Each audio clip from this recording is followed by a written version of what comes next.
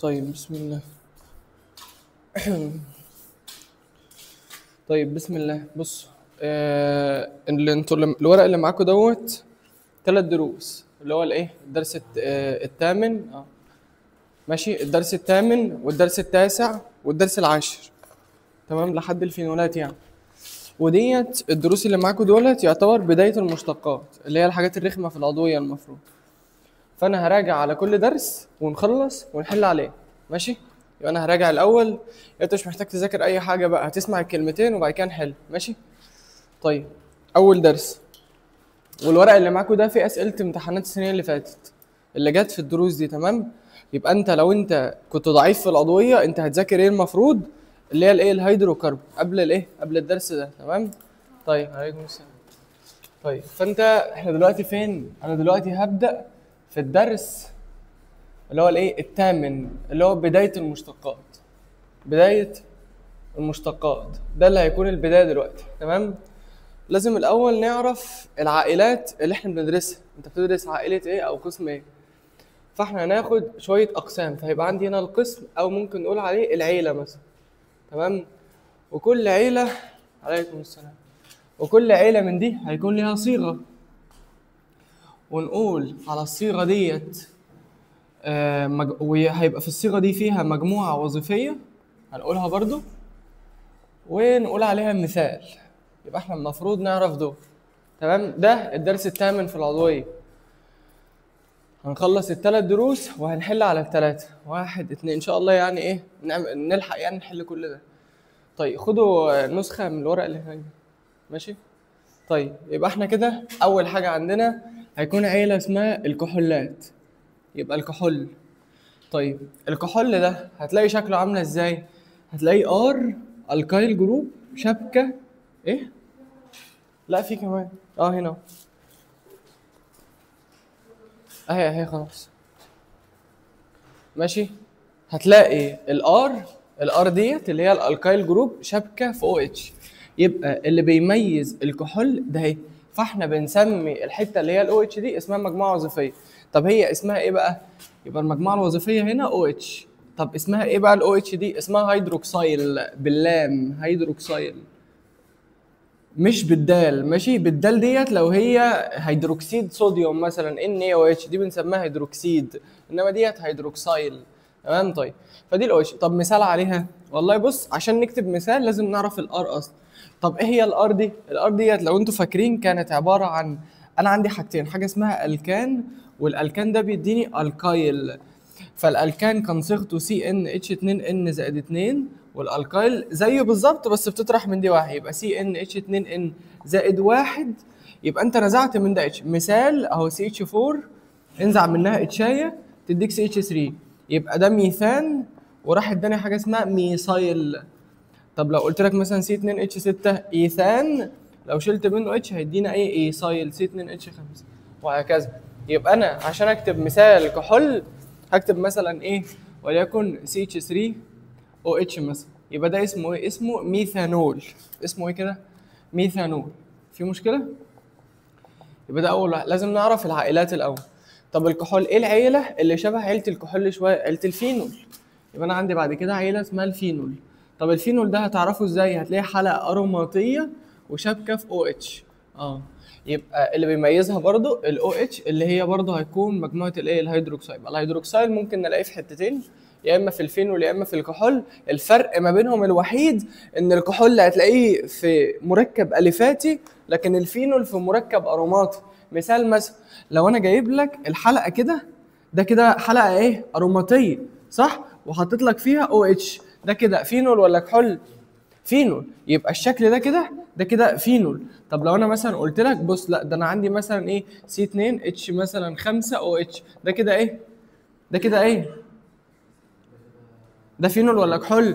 ده كده كحول. طب افرض انا بقى جبت لك حلقه وعليها هنا او اتشايه، وعليها هنا مثلا C2H5OH، والحلقه دي اروماتيه، ده ايه ده؟ ده في الحاجتين، في الاو اتش الفينوليه وفي الاو اتش بتاعت الايه الكحول. فلو احنا هنيجي نفعل على الشغل هنا، يبقى انت هتشتغل لي في كحولات. طب لو هتشتغل على الاو اتش دي، يبقى لا، انت شغال على الفينو، تمام. ففايده ان انت هتعرف الدرس اللي هو بتاع الفينول او الكحول، ان لو انا عايز ادخل حلقه زي دي تتفاعل هدخل منها ده وادخل منها ايه الاو اتش اللي هنا دي، تمام، على حسب ايه نوع الاو اتش، اذا كانت كحوليه ولا دي فينوليه ولا ايه. مثال عليها زي ما قلت لك اللي هي الايه الحلقه اهيت وهنا فيها او اتش، والله وديت لها اسامي كتير، يعني ممكن نسميها كذا اسم، ممكن يكون اسمها هيدروكسي بنزين، وممكن نسميها فينول، وعلى فكره فينول ده اسم ايوباك مش شائع، وممكن نسميها حمض الايه بقى الكربوليك، لو انتوا فاكرين. يبقى دي الاسامي الممكنه. طب الصيغه دي شكلها عامل ازاي؟ ده هي على بعضها كده ديت سي 6 اتش 5، طب شابكه في ايه؟ في او اتش، يبقى ده على طول حلقه، يبقى ده مشتق اروماتي، مشتق هيدروكربون اروماتي، تمام، سي 6 اتش 5 او اتش، تمام. ليه؟ لان احنا اصلا في المشتقات احنا بندرس مشتقات، اللي هو يعني ايه مشتق يعني مركب في سي و اتش وحاجه كمان فده معناها ان هو مشتق اذا كانت بقى او او ان او اي حاجه من الحاجات دي. طيب يبقى ده بالنسبه للكحول او الفينول. طيب بعد كده عندنا حاجتين، مثلا ممكن نقول الالدهيد مثلا، وبعد الالدهيد الكيتو. بص بقى الالدهيد بتعرفه منين؟ هتلاقيه برضو هو ممكن يبقى اليفاتي واروماتي، المهم ان انت هتلاقيه يعني ممكن يديك ار سي اتش او او ممكن يديك حلقه اروماتيه فيها سي اتش او، الاثنين. انا كاتب امثله اكتر من اللي في الكتاب، الحاجات دي اكتر من اللي في الكتاب. فانت مثلا ممكن تلاقي الالدهيد مثلا، لو انا بتكلم في الالدهيد ممكن يبقى عندك مثلا وليكن سي اتش 3 مثلا سي اتش او، ده كده كربونتين، تقول لي اسمه ايثان، ده لو هنسميه يبقى، بس هو دلوقتي الدهيد بتحط له الف ولا يبقى ايثانال. طب ايه الاسم الشائع بتاعه برضه؟ اسيتالدهايد، ليه اسم كمان اسمه اسيتالدهايد، والمركب ده مشهور جدا لازم تبقى عارفه. طب مثال تاني بس الحلقه ايه؟ الحلقه اروماتيه، يبقى انا هحط حلقه كده اهو اروماتيه واحط لك عليها سي اتش او، والمركب ده اسمه بنزالدهايد، اسمه بنزالدهايد، قلته قبل كده، سالتكم قبل كده في اسمه وبعد كده انا قلته يا جماعه ده ايه؟ بنزالدهايد. يبقى دي الامثله اللي عليه. طب ايه بقى المجموعه الوظيفيه اللي بتميزه؟ قلت لك السي اتش او ان هي دي. طب السي اتش او دي هل ليها اسم؟ ليها اسم، اسمها فورمايل، اسمها مجموعه فورمايل جروب كده. طب المثال بتاعها قلت لك مثالين اهو، ممكن نكتب الايه السي اتش 3 اللي هو الاسيتالدهايد السي اتش 3 سي اتش او، او ممكن نكتب الايه الحلقه اللي هو البنزالدهايد حلقه ومعاها سي اتش او، تمام. طب الكيتون ده عشان تعرفه تلاقي سي دبل بوند او كده اهو، شبكه في سي، تمام. طيب ازاي مثلا يبقى اللي بيميز الكيتون السي دبل بوند او ده اهي، المجموعه دي هي اسمها ايه؟ اسمها كربونايل، اسمها كربون، بس قلت لك شرط تكون شبكه في سي وشبكه في سي. مثال مثلا وهو مثال مشهور وده اكتر مثال ممكن يجي لك، الاسيتون، ان انا يبقى انا عندي اللهم صل على سيدنا محمد، الاسيتون ده اللي هو عامل ازاي؟ اللي هو سي دبل بوند او وهنا فيها سي اتش 3 وهنا فيها سي اتش 3، ممكن يتسمى ايوباج برضه، ونقول ان هم 3 يبقى بروبان، بس ده دلوقتي كيتون يبقى احط له واو ونون يبقى بروبانون، بس كام بروبانون؟ ممكن نقول بروبانون ونسكت لان مفيش احتمال غير الاحتمال ده، او توضح لي وتقول لي ان السي دبل بوند او في الثانيه فتقول لي ده ممكن يبقى اسمه 2 بروبانون. طب ليه حطيت الواو والنون؟ عشان هو كيتون، تمام. طيب انا همسح دول عشان او ايه لو حد محتاج ينقلهم ينقل الحاجات دي خلاص. طيب اللهم صل على سيدنا محمد.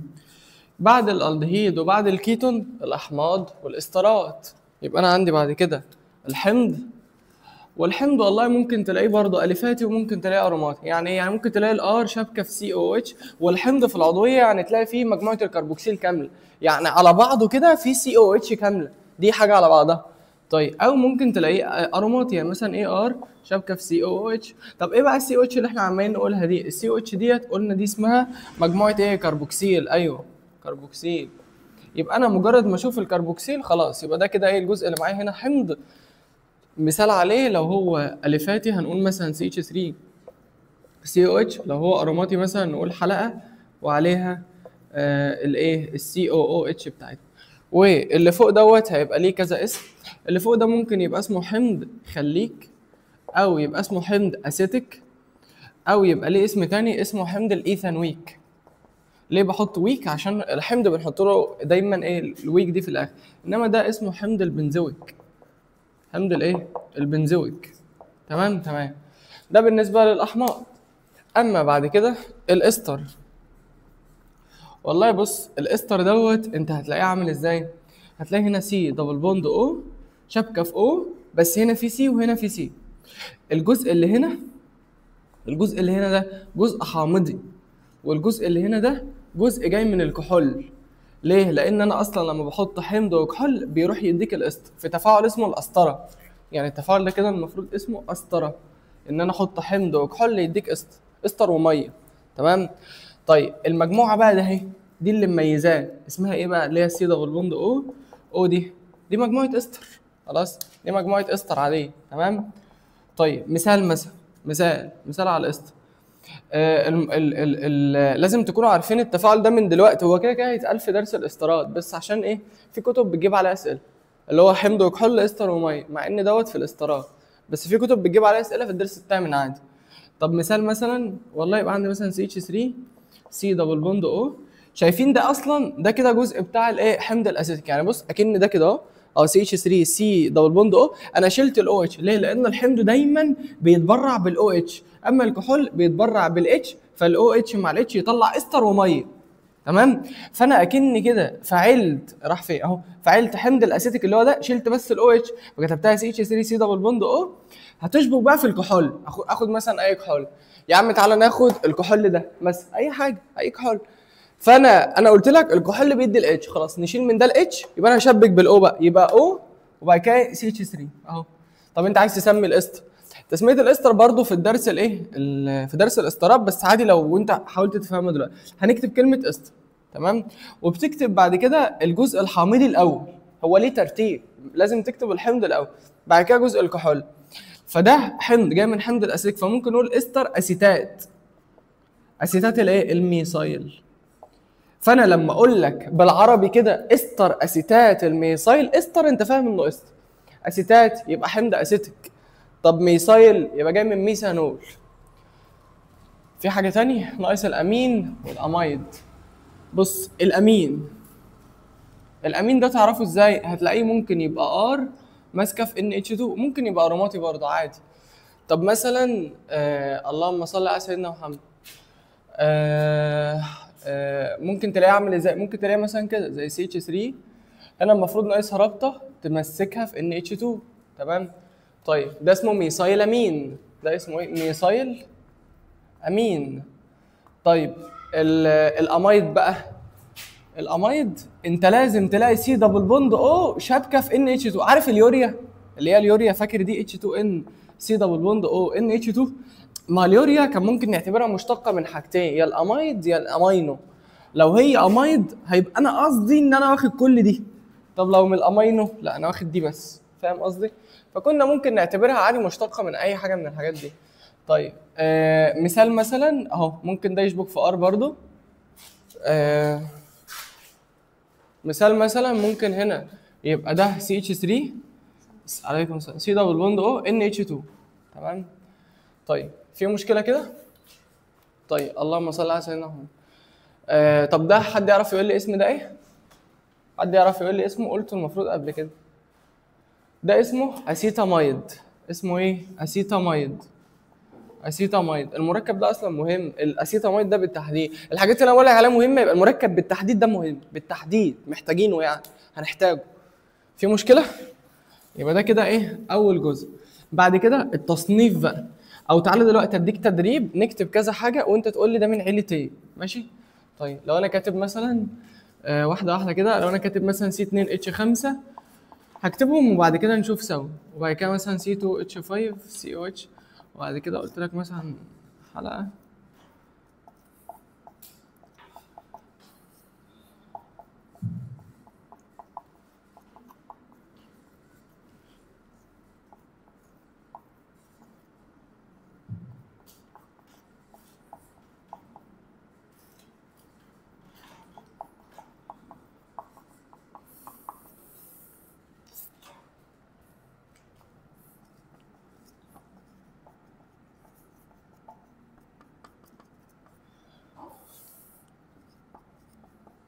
في عيله كمان احنا محتاجين نكتبها، اخر عيله عشان ايه كنت ناسيها، الايثير. بص في عيله كمان اسمها الايثير. طب الايثير دي بتعرفها ازاي؟ او في النص شبكه في سي وسي. طب الاو دي اسمها ايه؟ اسمها او ايثيريه. اسمها ايه؟ او ايثيريه. فانت او مثلا سي اتش 3 وهنا مثلا سي اتش 3، ده اسمه ايثير. بس الايثير ليه نوعين، في متماثل وفي غير متماثل، تمام؟ فده كده ايثير ايه؟ متماثل ولا غير؟ ليه؟ اهو هتلاقي اللي على اليمين زي اللي على الشمال، يبقى ده اسمه ايثير متماثل. طب افرض مثلا قلت لك ان انا عندي الاو كده وهنا في سي 2 اتش 5، وقلت لك والله هنا في سي اتش 3، ده كده ايه؟ ايثير ايه؟ غير متماثل. تمام. طيب عايزين بقى نحدد انواع العائلات اللي انا كتبتها دي. اول واحد ده عيله الايه؟ في او اتش والمركب الفاتي، يبقى ده كحول. يبقى الكحولات بتيجي من الفات. طب حد يعرف اسمه؟ اسمه ايه ده؟ ده اسمه ايثانول. يبقى ده كحول، كحول ايثيلي او ايثانول. خلاص؟ كحول ايثيلي او ايه؟ ايثانول. تمام؟ كحول ايثيلي شائع، ايثانول ايوباك. طب ده ايه ده؟ سي 2 اتش 5 سي او اتش، اي حاجه فيها سي او اتش يبقى ده ايه؟ يبقى ده حمض. يبقى ده حمض الايه؟ حمض الايه؟ بروبانويك. ده حمض بروبانويك. يبقى ده تبع عيله الاحماض.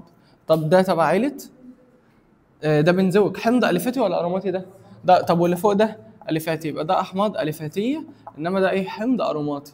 تمام. طب اللي تحته ده في السي او، يبقى دي مجموعه الايه؟ الاستر، وشبكه في سي وشبكه في سي، يبقى ده استر. حد يعرف يسميه؟ انا قلت لك نكتب كلمه ايه؟ استر الاول، يبقى انا هكتب استر. وانت بتقسمه جزء حامضي وجزء للكحول، فنروح للحمض ونجيب الايه؟ الجزء بتاعه، يبقى ده اسيتات، يبقى استر اسيتات. وتروح بقى تقول اسيتات الكايل بقى، فده مثلا ايه؟ ايساي، يبقى استر اسيتات الايساي بالظبط. لو مثلا ممكن تبقى استر اسيتات البروبايل، حسب بقى المركب. تمام. طيب هنا ده في حاجتين، ده في او اتش كحول وايه؟ في او اتش فين، يبقى ده ضامن حاجتين اتنين، ضامن جزء الكحول عشان الاو اتش دي، وضامن جزء الايه؟ الفينول عشان الايه؟ الاو اتش الايه؟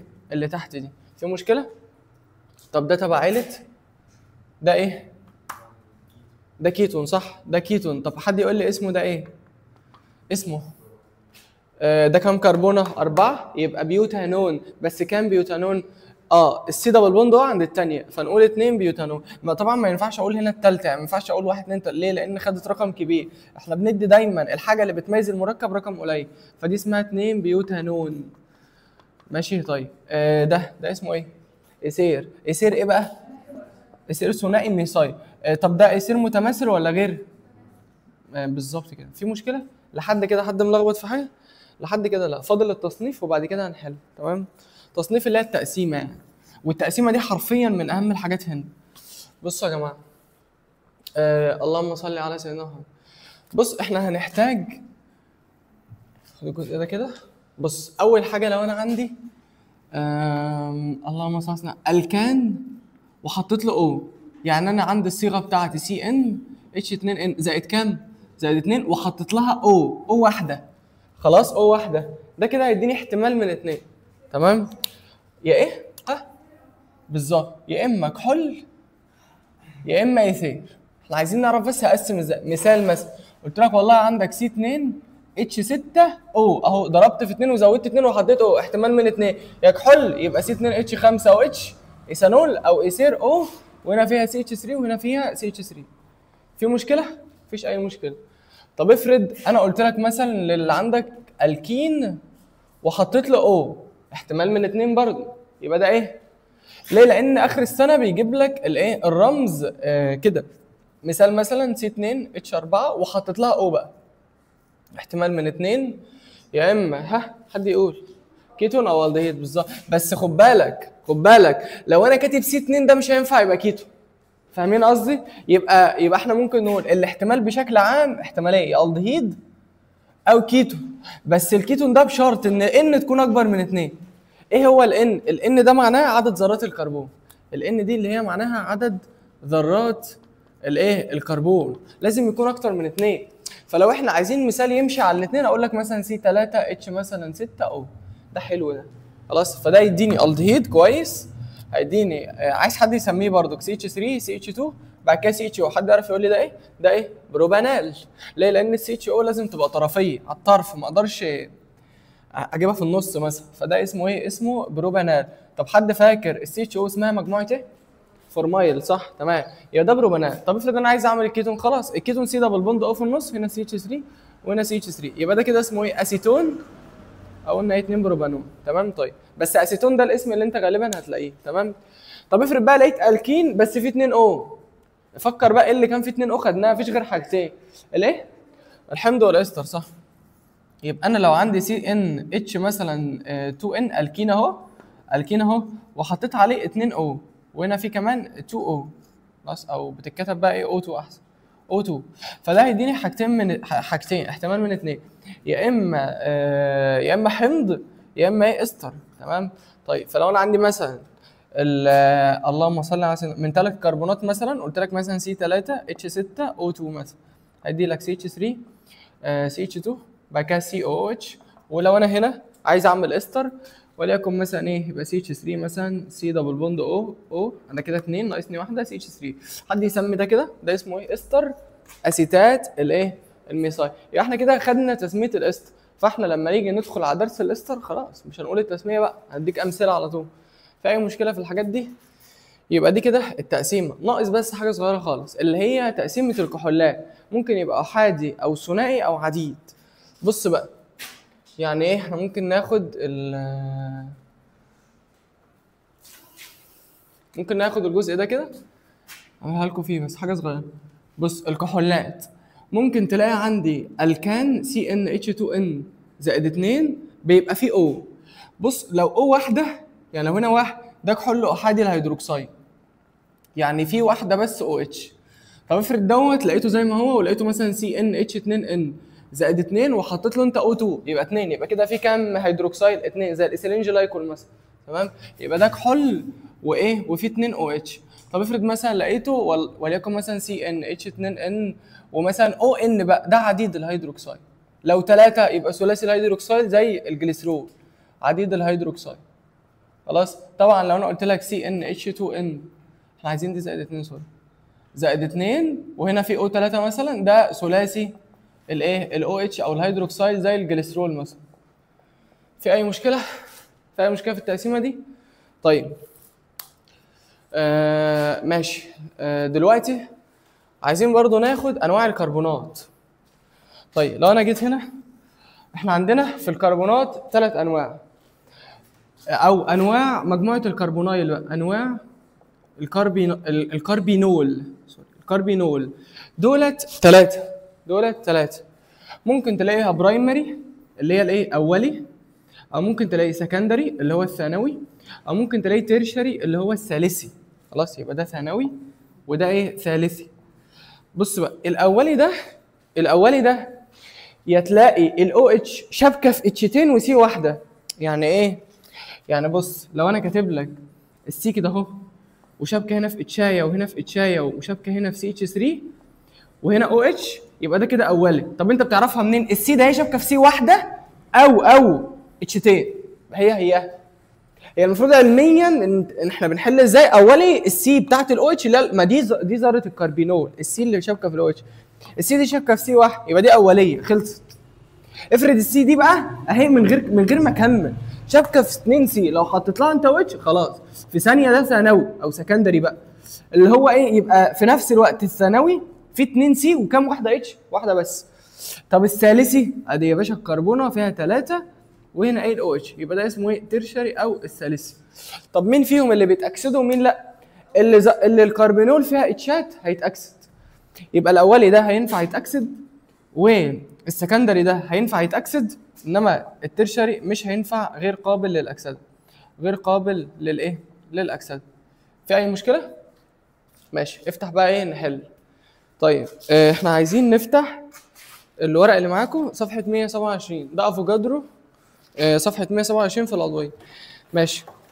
قول عمر بيقول لك ايه؟ جميع المركبات العضويه اللي قدامي دي بتنتمي الى مشتقات الهيدروكربون الاليفاتيه عدا ايه؟ يعني احنا عايزين حاجه اروماتيه، يبقى عدا مين؟ عايزين حاجه بيقول لك جميع المركبات مشتق هيدروكربون اليفاتي ما عدا مين؟ يبقى انا عايز حاجه اروماتيه. انه واحد يبقى ب، يبقى واحد ده ب اللي هو سي 6 اتش 5 سي اتش 2 او اتش. طيب 2 قول اميدو بيقول لك اميدو ايه؟ سي 2 اتش 5 او اتش، وعندي ده واي وعندي اكس سي 6 اتش 5 سي اتش 2 اتش. طيب كده اكس وواي هل دول هيدروكربون؟ انت عارف يعني ايه هيدروكربون؟ يعني سي او اتش. هل الاثنين دول سي او اتش بس؟ لا ده فيهم او، يبقى دي مشتقات من الهيدروكربون. طب واي ده الفاتي ولا اروماتي؟ الفاتي صح. طب طب اكس ده كحول ولا فينول اصلا؟ اللي هو سي 6 اتش 5 سي اتش 2 او اتش، ده كحول ولا فينول؟ لا الفينول الاو اتش شابكه على طول في السي 6 اتش 5، هل دي شابكه في السي 6 اتش 5؟ لا، يبقى الاثنين من الايه؟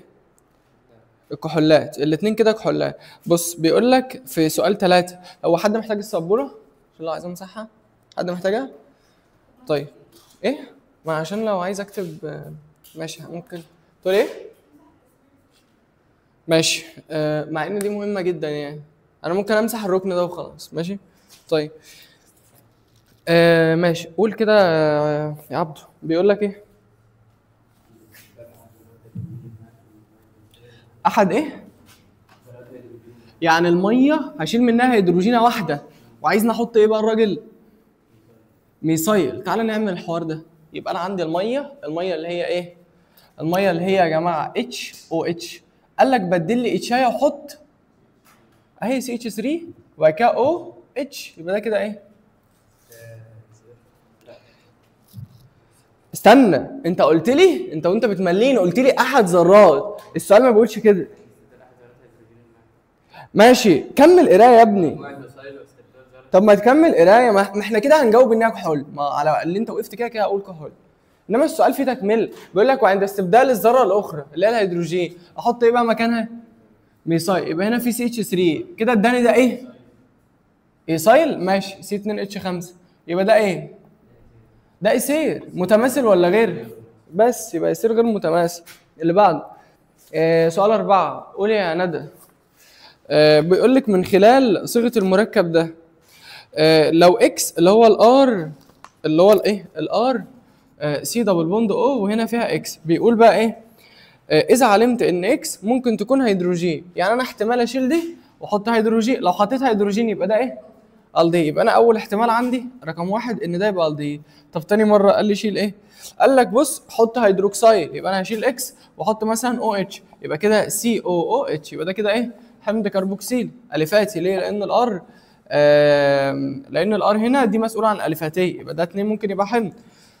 طيب هل بيقول لك ايه تاني؟ حط لنا امينو. خلاص امينو يبقى سي ار سي دبل بوند او ونحط هنا ان اتش 2، يبقى ده كده ايه؟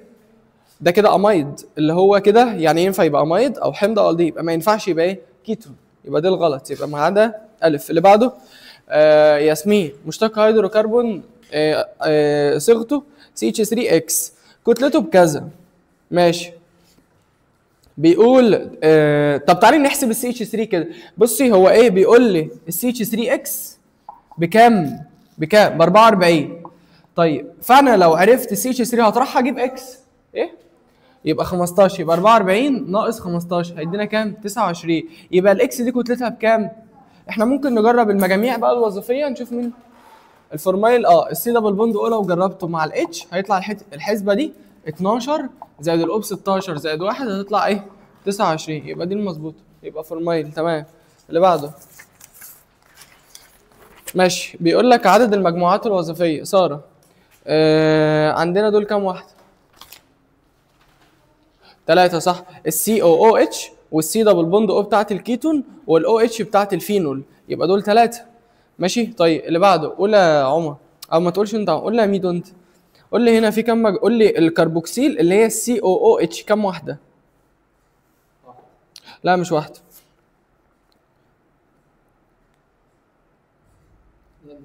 اتنين صح. السي او اتش اللي هي فوق على اليمين والايه واللي هي في الحلقه، يبقى كده في 2 سي او اتش، يبقى مجموعه الكربوكسيل 2. يبقى انا ببص على الاختيارات ب وج وده. طب الامينو عندي كام امينو؟ ان اتش 2 يعني كام امينو؟ واحده بس، يبقى الامينو واحده. طب الكيتون سي دبل بوند او شبكه في سي وسي كام واحده؟ واحده برضو. طيب الالدهيد، هل في الدهيد سي اتش او؟ لا مفيش. طب هل في استر سي دبل بوند او شبكه في سي وفي سي، هل دي موجوده؟ لا. يبقى انهي اجابه؟ الاخيره ايوه. اللي بعده اسامي المجاميع، قول يا عمر انت. واحد السي اتش او دي يبقى اسمها ايه؟ طب الاو في النص وسي وسي او اتش يبقى هيدرو. طب الاو اتش دي يا عمر كحوليه ولا فينوليه؟ فينو صح. قول يا عبده. بيقول لك ايه سي اتش 3 سي او اتش، ده الفاتي ولا اروماتي؟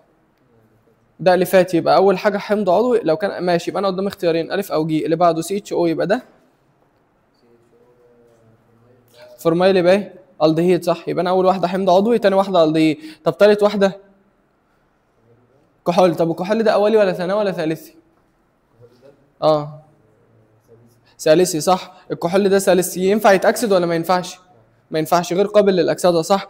طيب الاخير ده ايه او في النص سي وسي يبقى ده لا يسير مظبوط بالظبط. يبقى انا اجابه جيم. جيم. اللي بعده اللي بعده صفحه 131 سؤال 22. طيب التسميه. هو بص انا جايب لكم الاسئله اللي احنا محتاجينها، يعني في اسئله ايه في النص كده بيقعد يعيد، فانا ما جبتش الكلام ده. طيب عايزين نسمي. قولي يا ندى كده تسميه ده ايه؟ اول حاجه البيرنت. احنا بنبدا البيرنت ايه؟ بيوتانول صح. كام بيوتانول؟ لازم ندي الاو اتش اقل رقم يبقى 1 بيوتانول. يبقى انا قدامي اختيارين، يعني عندي يا جيم يا ده. البروم ياخد رقم كام وكام؟ الله يفتح عليك، يبقى 1 و4 ماشي. جيم ما كانش فيها مشكله، بس مشكلتها ان الارقام كبيره قوي، فانت بتاخد في الترقيم الارقام الاقل، فتبقى 1 و4 وبعد كده 2 كلور بالظبط. يبقى ده 23. الاسم الصحيح لواحد واحد ثنائي ميثايل 1 بيوتانول. تعالي نرسمه. ياسمين هو بيقول لي 1 بيوتانول. خلاص يبقى انا بيوتانول اهو 4 كربونات وواحد بيوتانول. حط لي هنا مثلا او اتش. قايل لي حاجه عند واحد تاني؟ واحد ثنائي ميثايل يا باشا. ده السي اتش 3 اهي وده السي اتش 3 اهي. يبقى ده المركب اللي هو عايز يسميه. تمام. طيب يبقى ده اطول سلسله كام كربونه؟ ده 1 2 3 4 5. يبقى اسمه بنتانول. كام بنتانول؟ 2 بنتانول صح. يبقى ده البيرنت التفرعات اهي. ده عند كام بقى؟ 2. يبقى 2 ايه؟ الله يفتح عليك. يبقى 2 ميثايل 2 بنتانول. اللي بعده اللهم صل على سيدنا محمد. الاسم. طب قولي لي بقى يا دكتوره كده الاو اتش ديت اوليه ولا ثانويه ولا ثالثيه؟ لا ياسمين لا ثالثيه. ليه؟ لان الاو اتش اللي شابكه في السي شابكه في 3 سيهات او ما فيهاش اتشات. يبقى ده احتماليه. ماشي. قول يا ساره. الاسم الصحيح لواحد ميثايل 3 بروبانول. يبقى انا عايز ارسم بروبانول الاول. يبقى ايه 3 كربونات اهو. بيقول لي هو ايه 1 ميثايل، يعني عند واحد اهي حط لي سي اتش 3 وعند الثالثه حط الاو اتش بتاع اهي الاو اتش. يبقى ده كده ايه؟ يبقى ده بيوتانول صح. 1 بيوتانول 25. قول يا عمر. المركب المقابل يسمى حسب الايوباك ايه؟ هتبقى 3 بنتانول البيرنت و3 كلور و2 ميثايل. لازم الاي بي سي الكلور يجي قبل الميثايل يبقى ب. طيب السؤال ده حلو. السؤال ده حلو ومهم عشان بيجي كتير. 25 سوري 26 فك 25 هتبقى ب ماشي. طيب 26 بص فكك من السؤال. تعالى احنا ايه نشوف كده حوار السي 4. هو بيقول سي 4 اتش كام؟ اتش 10 او الراجل الكان وفي او ولا الكين وفي او؟ ده احتمال من الاثنين، يا ايه يا كحول يا ايسير بالظبط. يبقى انا عندي السي 4 اتش 10 او صح. ده اللي مديهولي. يبقى ده عباره عن الكان وحطيت له او. احتمال من اثنين، يا هيديني شويه كحولات يا هيديني ايثير. اعتقد ان هم 4 كحولات و3 ايثير. هنتاكد دلوقتي. طب تعال نرسم الايزومرات بقى. الكحولات ماشي. تعال نرسم الكحولات. اول كحول ميدو هنرسم السلسله المفروضه. يبقى سي اتش 3 بعد كده سي اتش 2 سي اتش 2 بعد كده سي اتش 2 او اتش. ادى الكحول. يبقى ده اول واحد. ده اسمه ايه لو هنسميه؟ يبقى ده 1 2 3 4. يبقى ده اسمه ايه؟ بيوتانول. 1 بيوتانول. يبقى ده اول اسم عندي. اولي ولا ثانوي ولا ثالثي ده يا ميدو؟ ده اولي ولا ثانوي ولا ثالثي؟ سي اتش 2 او اتش. لا. هل السي بتاعت الاو اتش شابكه في 2 سي؟ شابكه في واحده يبقى اولي، او شابكه في اتش 2 يبقى ده برضو اولي. تمام. يبقى دي اوليه. طب الايزومر الثاني ان انا ممكن اعمل تفرع. يبقى سي اتش 3 اهو واقول سي اتش وهنا فيها سي اتش 3 ونحط هنا سي اتش 2 او اتش. ده الثاني. يبقى ده اسمه ايه؟ 2 ميثايل بروبانول. تمام. طب ليه ايزومر كمان؟ ايوه ليه؟ ان انا اخليه مثلا سي اتش 3 مثلا سي حط هنا الاو اتش واحط هنا سي اتش 3 خليها ثالثيه، وهنا سي اتش 3 يبقى ده 2 ميثايل 2 بروبانول. طب هل في كمان؟ هل ده ليه ايزومر كمان؟ انا كده نقلت الاو اتش في الاولى، عايزين نخليها 2 بيوتانول، انا ده ما عملتوش، 2 بيوتانول، يبقى الاربع كربونات اهو ونحط عند الثانيه او اتش، يبقى ده 2 بيوتانول. هل في ايزومرات ثانيه هنا؟ حد شايف ان في ايزومرات؟ مفيش، هم دول بس، يبقى 4 كحولات. طب الايثير بقى كام ايثير؟ تعال نشوف. الايثير يعني يعني ايه ميدو؟ هعمل ايه؟ احط ايه؟ او في النص واحط جنبها سي وسي. انا عندي كله سي 4، فانا ممكن اقول مثلا اول مره ايه؟ والله هنا في سي 2 اتش 5 وهنا في سي 2 اتش 5. ده يصير ثنائي صاي. يبقى ده متماثل ولا غير؟ ده متماثل. ليه؟ لان الجزء اللي على اليمين زي اللي على الشمال. طيب ممكن برضو نرسم واحد تاني، اقول مثلا او سي اتش 2 مثلا، سي اتش 2 سي اتش 3 كمان، واحط هنا اهو سي اتش 3 واحده. ماشي؟ طيب او ممكن نعمل ايه؟ او برضو واحط هنا ايزو بقى، يبقى سي اتش 3 وهنا سي اتش 3 وهنا سي اتش 3، يبقى دول كام ايثير؟ دول 3 ايثيرات. ماشي؟ طيب شوف بقى السؤال بيقول ايه. طيب السؤال بيقول ايه؟ بيقول لك الصيغه دي هتعبر عن كل ده ايه؟ احنا طلعنا في الحاجات دي 1 بيوتانول و2 بيوتانول، ايوه 1 بيوتانول و2 بيوتانول، يبقى الاولى دي طلعناها، هو بيقول لك ما عدا. طيب ب طلعنا 1 بيوتانول وايثير ثنائي ايثايل، ايوه طلعنا 1 بيوتانول وايثير ثنائي ايثايل، يبقى تمام. جيم تعال نشوف، انا طلعت 2 ميثايل 2 بروبانول اهو، وطلعت ايثير ميثايل بروبايل اهو، وده ايثير ميثايل بروبايل، انما ده ايثير ميثايل ايزوبروبايل. ماشي؟ تمام كده؟ طيب يبقى ما عدا ايه؟ ايه اللي انا ما عملتهاش؟ دال. هو انا طلعت ايثير ثنائي ميثايل؟ لا، يبقى دال دي مش موجود. تصنيف الكحولات، قول يا عبده الصيغه العامه اللي بتمشي عليها الكحولات احاديه الهيدروكسيد. يبقى جيم صح، سي ان اتش الكان وفي او. تمام.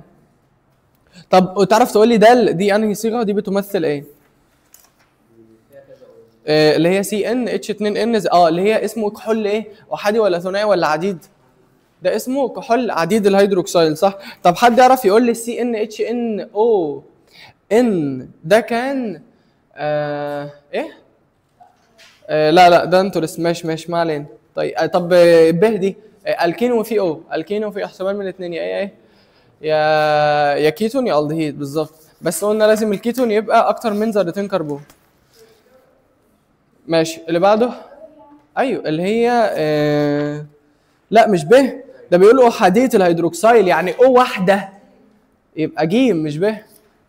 طيب 28 سؤال 28 سؤال 8 مش عارفه السؤال فين؟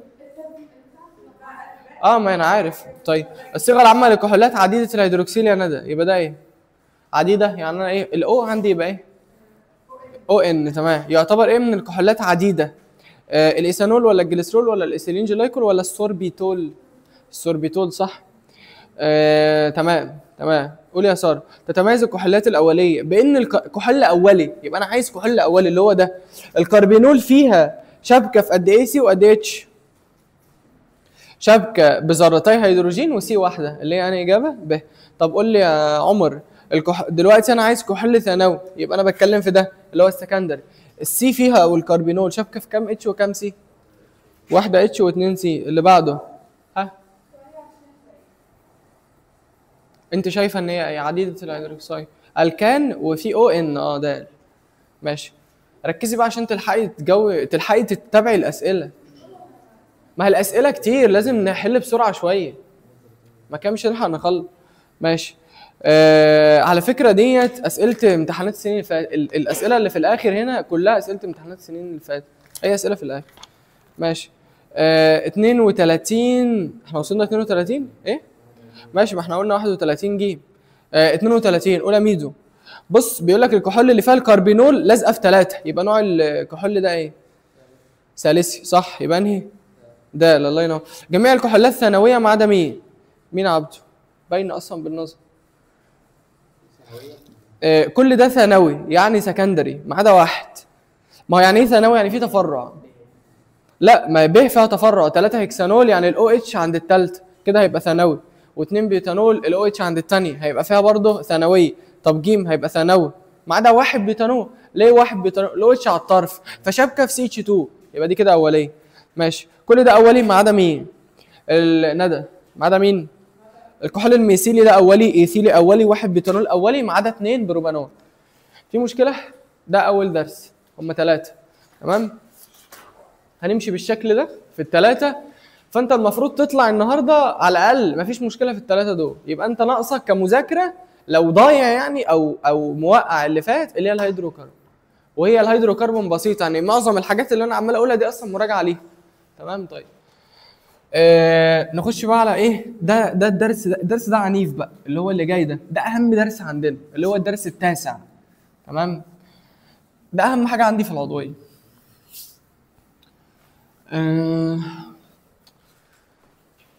اقفل البتاع ده كده عشان ايه الفيديو ما يبقاش كبير.